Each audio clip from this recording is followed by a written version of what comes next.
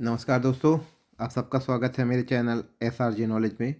दोस्तों, आज हम जानेंगे कि वेतन वृद्धि रोकना क्या होता है और असंचयी प्रभाव और संचयी प्रभाव से वेतन वृद्धि जो रोकी जाती है वो किस प्रकार प्रभाव डालती है।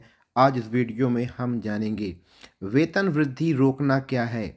जब किसी शासकीय कर्मचारी पर अनुशासनात्मक कार्रवाई होती है तो दंड स्वरूप उसे एनुअल इंक्रीमेंट रोकी जा सकती है, यानी वार्षिक वेतन वृद्धि रोकी जा सकती है जब उसे कोई दंड दिया जाता है।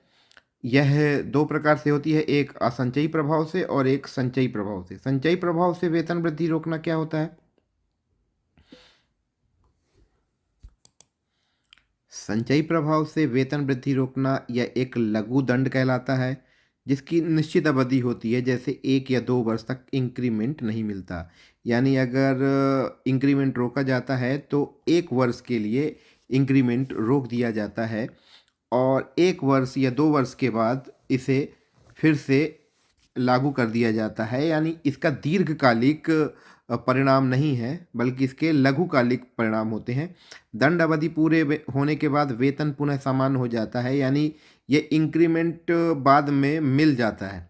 भविष्य की इंक्रीमेंट पर स्थायी असर नहीं पड़ता।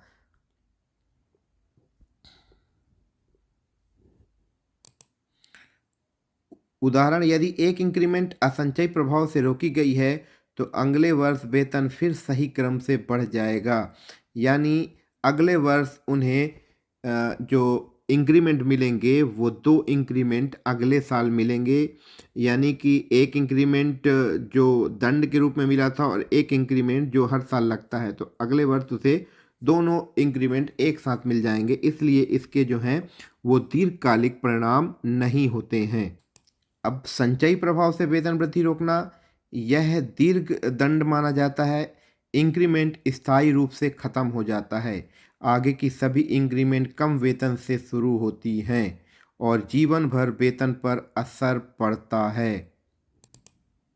यानी अगर संचयी प्रभाव से वेतन वृद्धि रोकी जाती है तो यह वेतन वृद्धि हमेशा के लिए जो है वो ख़त्म हो जाती है। यानी अगर उस साल एक वेतन वृद्धि रोक दी जाएगी तो अगले वर्ष उसे 2 वेतन वृद्धि नहीं मिलेगी, बल्कि एक ही वेतन वृद्धि मिलेगी और ये एक वेतन वृद्धि जो है उसे हमेशा के लिए खोनी पड़ सकती है। अब मुख्य अंतर की बात कर लूँ अगर मैं, तो बिंदुवार दंड का प्रकार असंचयी प्रभाव में माइनर होता है और संचयी प्रभाव में मेजर होता है। भविष्य पर असर, असंचयी प्रभाव में भविष्य पे ज़्यादा असर नहीं होता है क्योंकि 1 साल या 2 साल के लिए ही इंक्रीमेंट इसमें रोका जा सकता है, जबकि संचयी प्रभाव में इंक्रीमेंट हमेशा के लिए रोका जाता है। वेतन बहाली हो जाती है। जी हाँ, ये वेतन जो रुका वेतन है ये भी वापस मिल जाता है, लेकिन इसमें वेतन बहाली बिल्कुल भी नहीं होती, बल्कि दीर्घकालिक नुकसान होता है। फिर अगर हम यहाँ पे देखें तो सर्विस बुक पे एंट्री, तो दोनों दंड की एंट्री जो है वो सर्विस बुक में होती है। संचयी प्रभाव वाली एंट्री अधिक गंभीर मानी जाती है। यानी संचयी प्रभाव से अगर एंट्री सर्विस बुक में लिखेगी तो उसे गंभीर दंड की श्रेणी में रखा जाता है। अब दोस्तों, इसका निष्कर्ष क्या निकलता है? अगर दंड आदेश में संचयी प्रभाव से शब्द लिखा है तो उसका असर स्थायी होगा और यदि नहीं लिखा है तो उसे असंचयी माना जाएगा। तो कुल मिलाकर दोस्तों, जो संचयी प्रभाव से वेतन वृद्धि रोकी जाती है वो गंभीर मानी जाती है और असंचयी प्रभाव से जो वेतन वृद्धि रोकी जाती है वो कम गंभीर मानी जाती है।